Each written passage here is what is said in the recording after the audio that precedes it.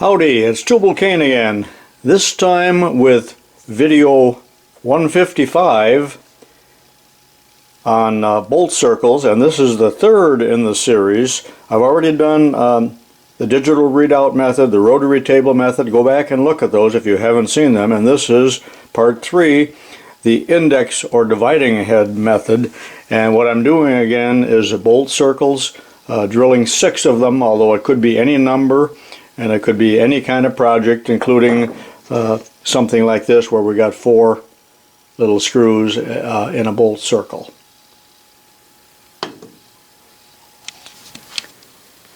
This is an index or dividing head.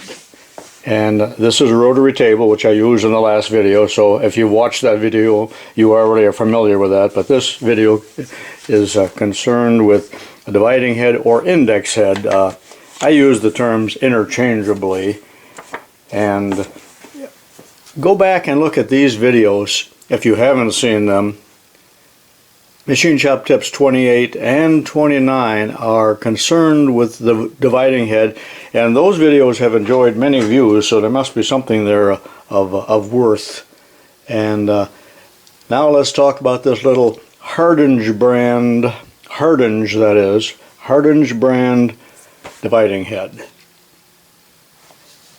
Remember that a rotary table really divides the circle by degrees. Here we're doing it by increments that are determined by these numbered hole discs or plates.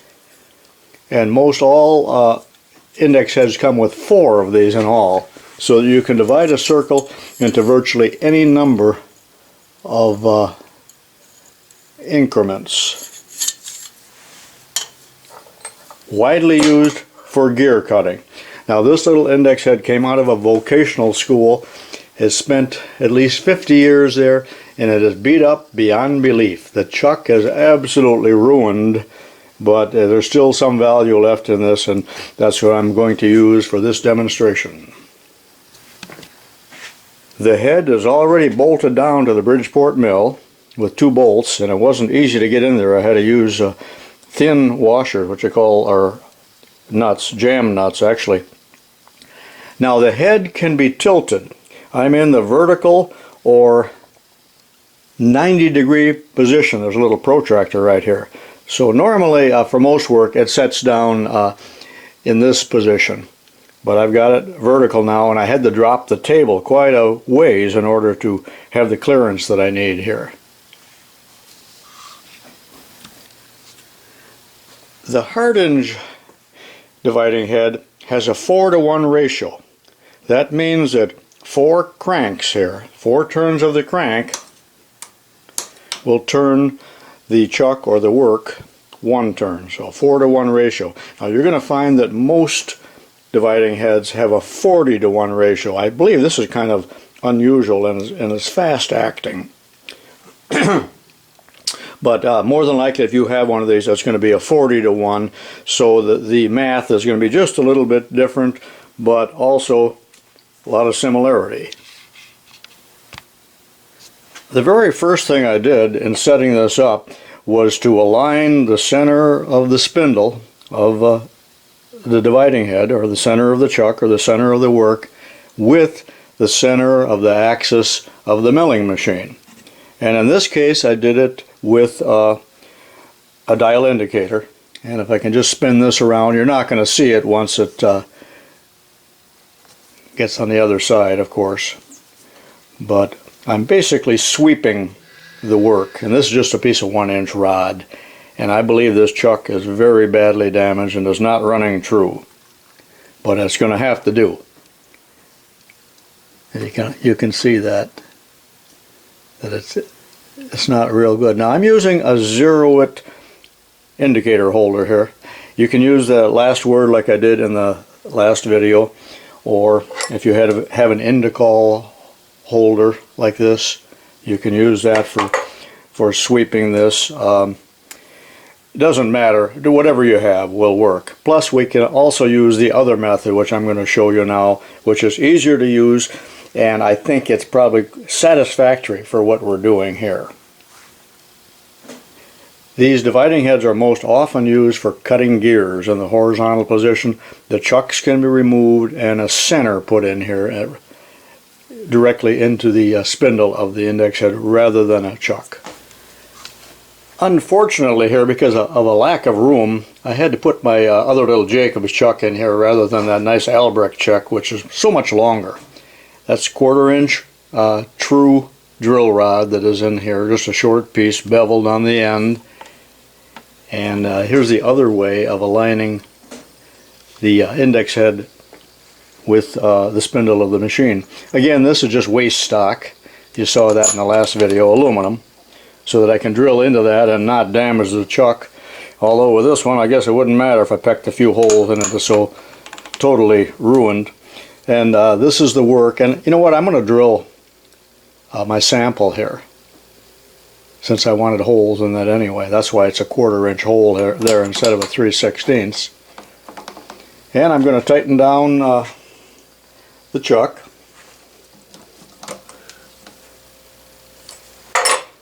And let's see now. There we go. We're still on center. And I have set the digital readout to 0 in both axes.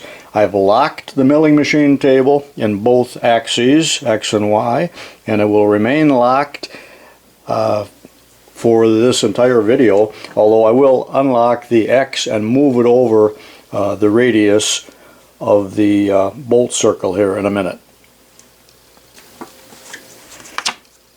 Remember, this bolt circle is 1.250 diameter, which is a radius of 0.625, so I must offset the work by 0.625, which is 5/8 of an inch, from the center. Now, I guess instead of going the X direction, I'm going to go Y, because it doesn't matter. I could go out 5/8 of an inch in any one of the 4 directions, but just arbitrarily and for a little difference here, I'm going to move it 625, and I'm watching my digital readout. And there I am at 625, and I will lock the Y-axis and do all of the drilling in that position. So none of that will move. The only thing that's going to move for the rest of this video and this project is the work is going to revolve in the index head. Now, just to verify what I'm doing here, I have positioned this as I just showed you. And here is what it says on the digital readout. 0 on the X, 0.625 on the Y. It would be very easy to use this index head if we were drilling 4 holes in our bolt circle. We would merely turn it exactly 1 revolution on the crank for each of the holes. But as fate would have it here, we're going to drill 6 holes, and we have a 4-to-1 ratio. So the math here is that we're going to divide the 4 by 6, and we're going to come up with 0.66 all the way out to infinity, and that really is equal to 2/3 of a turn, isn't it? 2/3 of a revolution. So I'm going to turn the crank 2/3 of a revolution for each hole. Now, if you have a 40-to-1, you have to do different math, but it will be similar to what I showed you right here. Now, these indexing plates are available, of course, I just said, in 4 different plates here with different numbers. Some of them have a lot of holes. Some of them have not that many, like this one is the very coarsest one.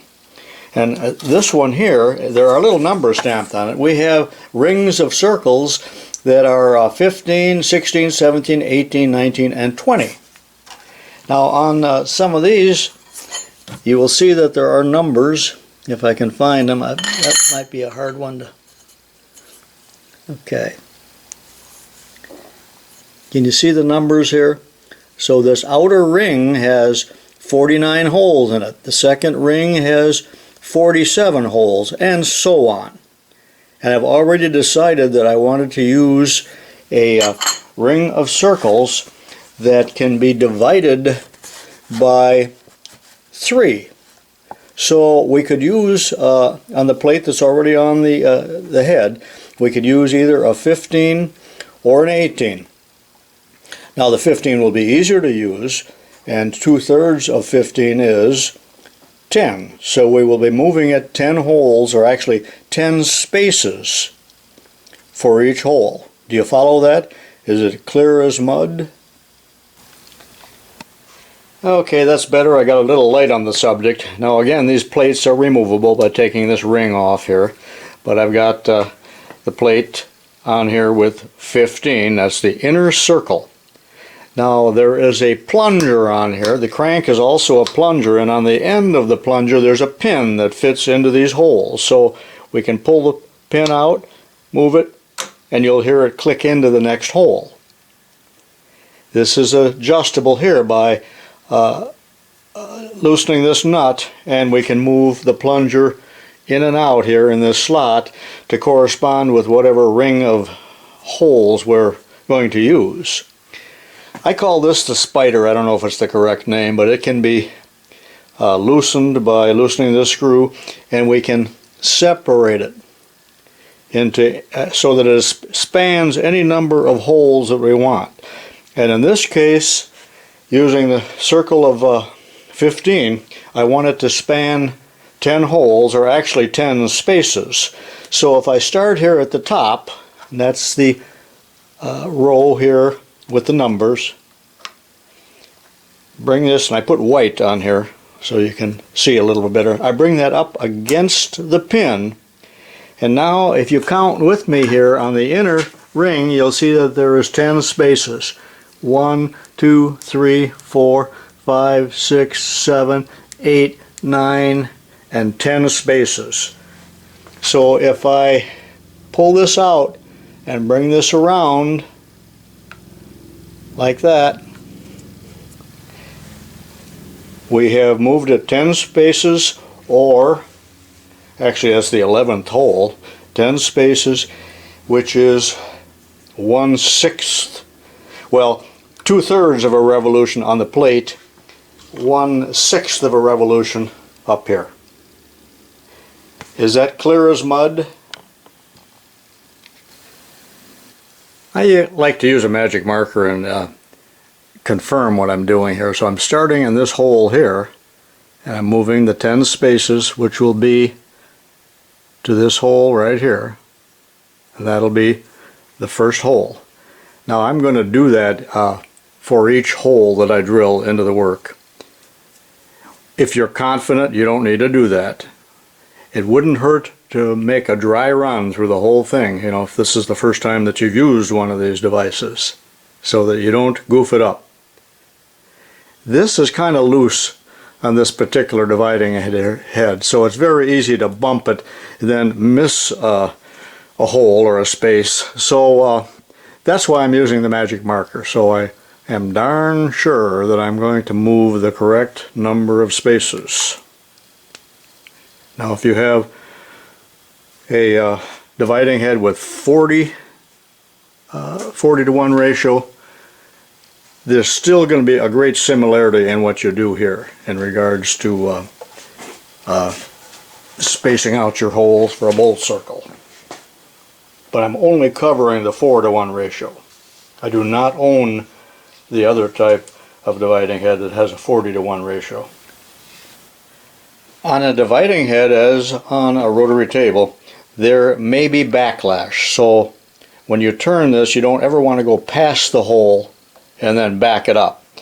If you do pass the hole, back it up about that much and then come into the hole again so that there is no lost motion or backlash. Now this particular head has a lock right here, so once I have turned it to where I want it, I will lock it. Most all dividing heads have a lock of some sort. This is just a little hex bolt here, and I'm using a 6-point socket for that.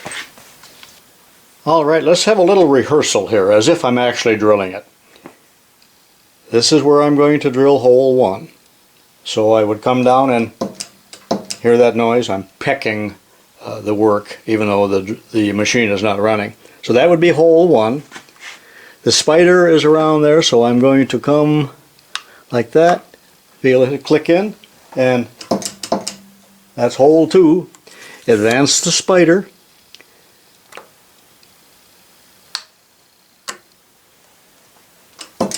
Hole 3, advance the spider.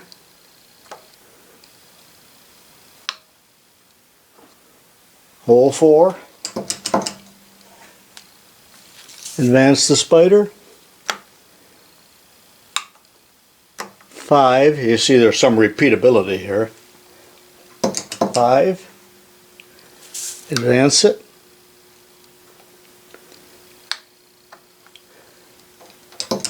6.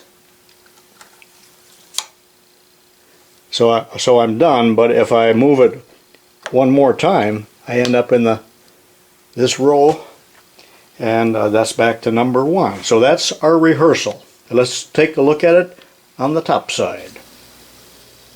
Now I'm up on the top side here on the work, and with the rehearsal now I pecked it. I don't know if you can see those little peck marks from the drill bit.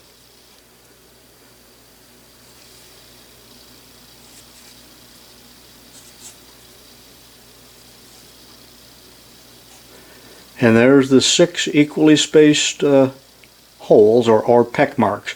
Now I am ready to drill because I know it is going to work. I have proofed myself. If you've never done this before, proof yourself. Now on the last one that I did, remember that I used a center drill, a 1/4 inch, and then finished with a 7/16. This time I'm not going to use the center drill. I'm trying to expedite things a little bit here. So I have a stubby bit. It's about 1/4 inch, and I don't think it's going to deflect much, so I'm just going to go ahead and drill it with that size. And I've already set the depth stop here, so I don't drill into the chuck, but I will be drilling into that aluminum packing, and there's the depth stop. I will come down until it hits that. Alright, here we go with hole 1.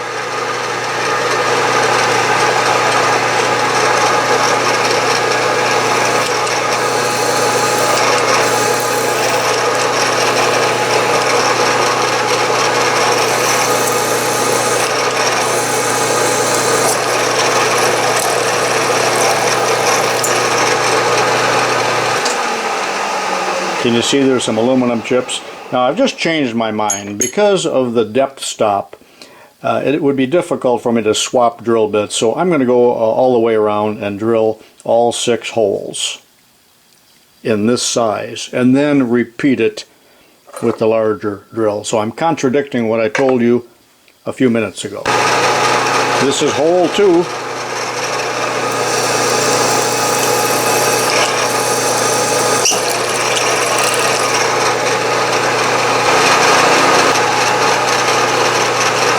Hole 3, I have advanced the dividing head.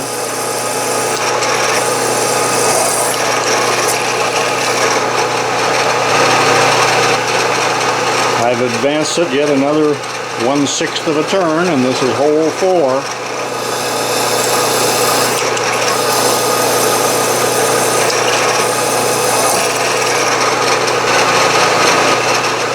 I've advanced it again 1/6 of a turn, which is 11 spaces, or 10 spaces, as I say, 10 spaces really.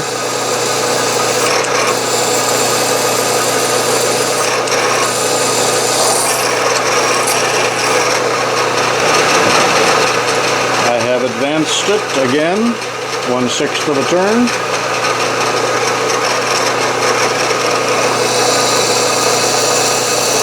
And it's hole 6.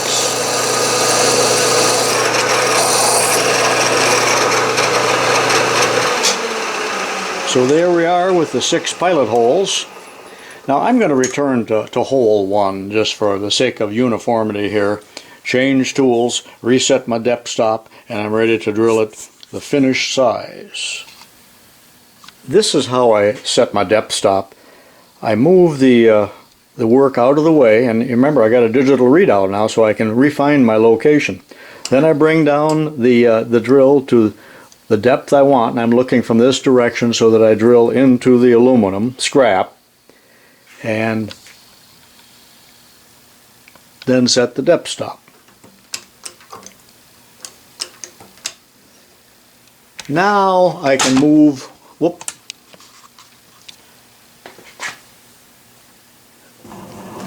back to 0. Whoop, went past.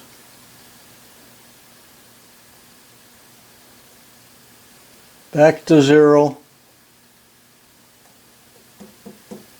Lock the table, and I'm ready to begin drilling again.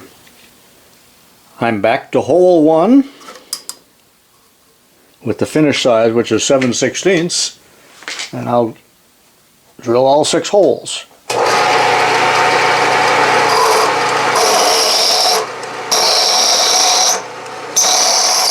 Wow, I've got a dull drill.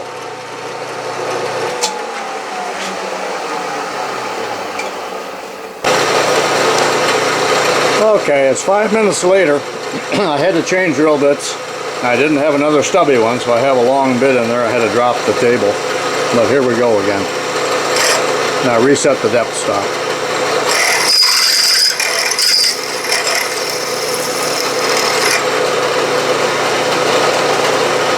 Okay, that's hole 1, and since this is all repetitious, I'm going to drill the others off camera, and I'll meet you at hole 6 again.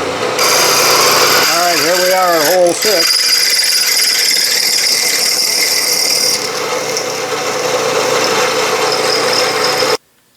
And there we are, 6 perfectly spaced 7/16 holes.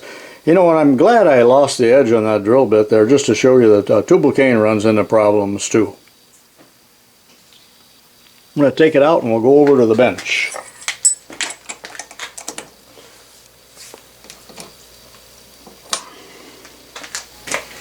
And there it is. I'll knock some of the burrs off, but I'll be doing some machining on this anyway. And in fact, this was the flywheel that had the recess in it already. Now notice that my spacing is off here a little bit. In other words, this is wider right here than it is here. So at a later time I'll take this over to the lathe and I'll reduce the diameter of the hub so this is a little bit more symmetrical. But that is how you make or divide a circle or a bolt circle on the index head, dividing head. Remember, this is video 155. Stay tuned then for 156, where I do it by a very traditional hand method in case you do not own a rotary table, a DRO, or an index head. Hope you enjoy this. This is Tublalcain saying so long for now.